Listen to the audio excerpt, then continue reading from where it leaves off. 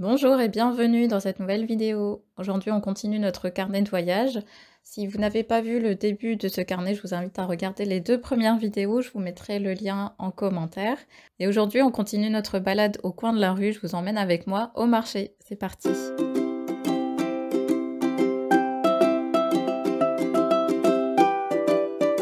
Juste avant de démarrer, bienvenue à tous ceux qui nous rejoignent aujourd'hui. Je suis Anna du blog Mes Carnets d'Aquarelle. Sur le blog et sur la chaîne YouTube, vous pouvez retrouver pas mal d'articles et de vidéos pour vous aider à peindre à l'aquarelle. Vous pouvez également vous inscrire aux ateliers du dimanche et récupérer votre livre gratuit. Je vous mets le lien juste en dessous dans la description. Comme d'habitude, je vous mets la liste du matériel en commentaire. Vous pouvez aller voir si vous voulez vous en inspirer. Je vous montre également comment fabriquer ce carnet en accordéon dans la première vidéo. Donc encore une fois, si vous ne l'avez pas vu, allez voir, je vous mets le lien en commentaire. Donc comme je vous le disais, je vous emmène avec moi au marché. C'est un endroit que j'aime bien fréquenter parce que j'aime bien manger des fruits et des légumes frais.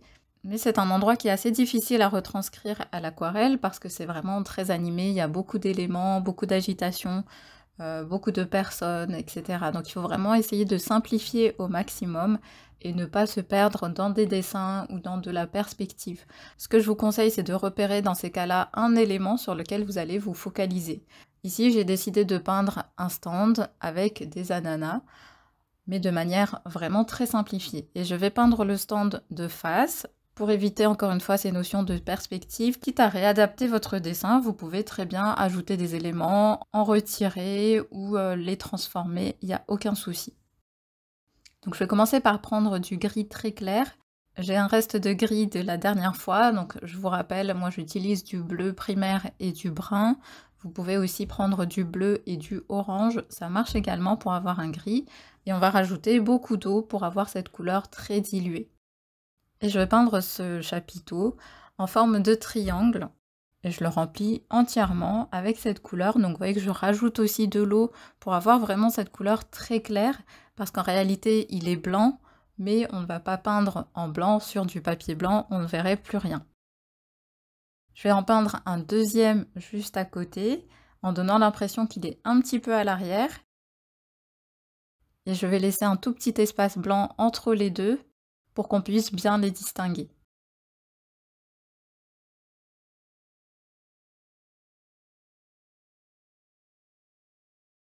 Je reprends un petit peu de couleur et je rajoute des zones d'ombre sur le bas. J'en profite pour faire également les pieds de ce stand.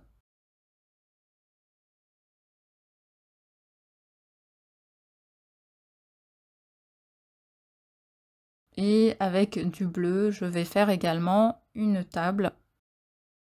De manière très grossière, je ne vais pas dessiner encore une fois la table, je peins simplement des coups de pinceau rapides.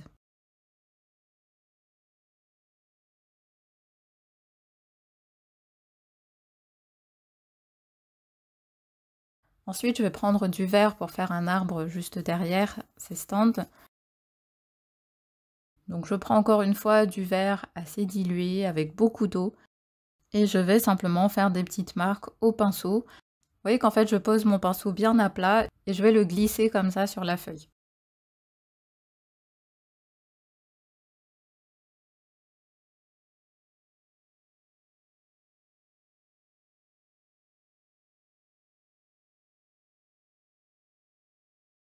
Comme d'habitude, j'aime bien rajouter un autre type de vert, ici du vert sapin. Je rajoute des petites touches.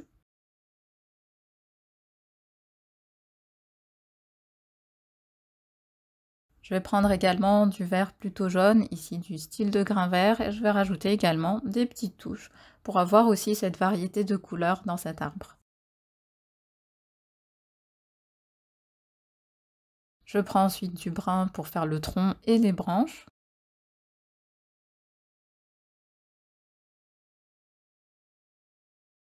Donc je vais essayer de le peindre à l'arrière. Et on va faire en sorte qu'il ne soit pas trop foncé puisqu'il reste à l'arrière.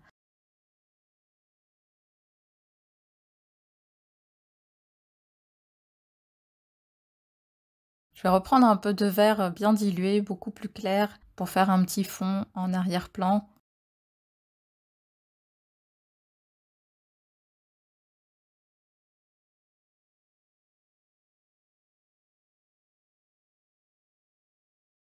Je vais peindre ensuite mes ananas sur la table. Donc je prends du ocre jaune. Je vérifie que la table soit déjà bien sèche. Pour les ananas, je fais simplement des ronds. Ils sont disposés sur la table, donc je vais les mettre les uns à côté des autres et je vais faire une autre rangée au-dessus. Encore une fois, on simplifie vraiment le dessin, on ne se prend pas la tête.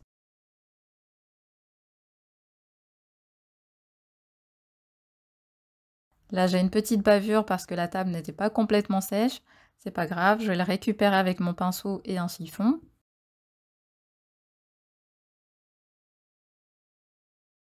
Ensuite, je prends du vert pour compléter les ananas. Ils ont des feuilles un petit peu en épi qui montent sur le haut.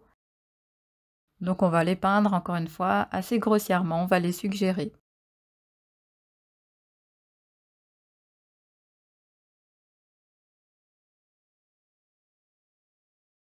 Une fois que c'est fait, je vais laisser tranquillement sécher.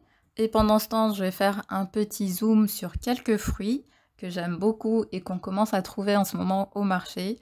Je vous laisse deviner quels sont ces fruits. Je ne sais pas si on les trouve également en France métropolitaine, mais ici à La Réunion, on en trouve et vraiment, j'en raffole. Si vous les reconnaissez, dites-moi en commentaire, ça m'intéresse vraiment de savoir si vous avez déjà goûté ces fruits. Donc je commence par prendre du rose. Ici, il me semble que c'est du lac de Garance foncé. Je commence par une couleur assez claire et je vais rajouter des touches plus foncées pour avoir aussi ce dégradé. Donc à l'aquarelle, commencez toujours par poser des couleurs claires pour pouvoir ensuite rajouter des touches plus foncées. Il faut vraiment avoir très peu de couleurs foncées, sinon vous allez trop vite saturer et charger votre dessin et ça va plus être lisible. Donc rappelez-vous, quand on commence avec des couleurs claires, il y a toujours moyen de venir rajouter de la couleur par-dessus. Par contre, si vous posez dès le départ trop de couleurs, vous allez vous retrouver dans une impasse parce que vous ne pourrez plus rien y ajouter.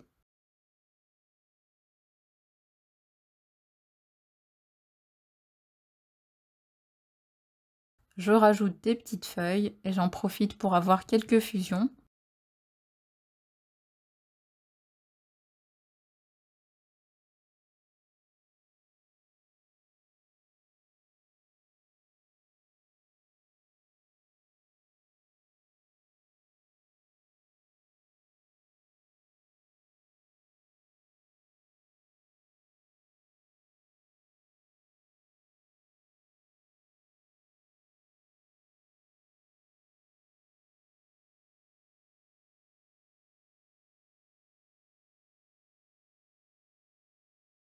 Et là, j'ai mon premier dessin qui est déjà sec, donc je vais rajouter quelques touches plus foncées.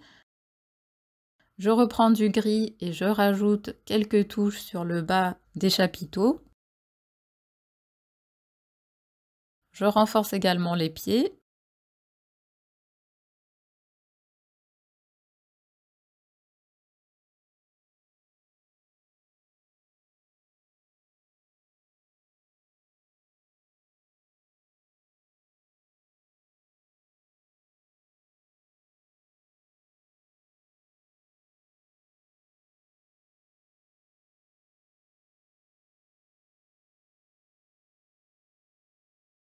Et voilà, j'ai terminé pour le dessin, donc je vais prendre mon stylo pour écrire quelques petites réflexions. Là, c'est encore à vous d'adapter, de rajouter des petites choses en plus. Vous pouvez aussi faire des collages comme on avait vu la dernière fois. On peut coller par exemple des feuilles que vous avez récupérées, des étiquettes, des citations, des autocollants, vraiment de tout. C'est votre carnet, donc n'hésitez pas à être créatif et à récupérer ces petites choses en plus qui vont aussi apporter du relief à votre carnet. Pour terminer, je vais également rajouter un petit peu de relief sur mes fruits.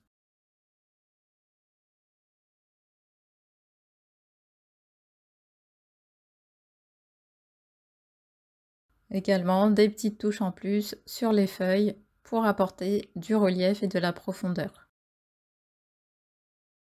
On peut terminer par des projections. Ici, je fais des projections avec du vert.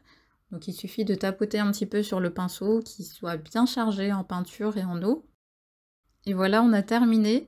Je vous montre quand même en bonus ces petits fruits. J'espère que vous les avez reconnus. N'hésitez pas à me le dire en commentaire. Si vous êtes de La Réunion, évidemment que vous les reconnaîtrez. Mais si vous venez d'ailleurs, ça m'intéresse aussi de savoir si on en trouve dans d'autres pays. Donc je vous retrouve la semaine prochaine pour la suite de ce carnet. Et si vous avez envie de poursuivre ce carnet avec nous, abonnez-vous à la newsletter. Je vous enverrai chaque semaine la suite de ce carnet avec des petits conseils en plus. Donc je vous mets le lien en commentaire et chaque dimanche, je vous enverrai une vidéo et des conseils en plus.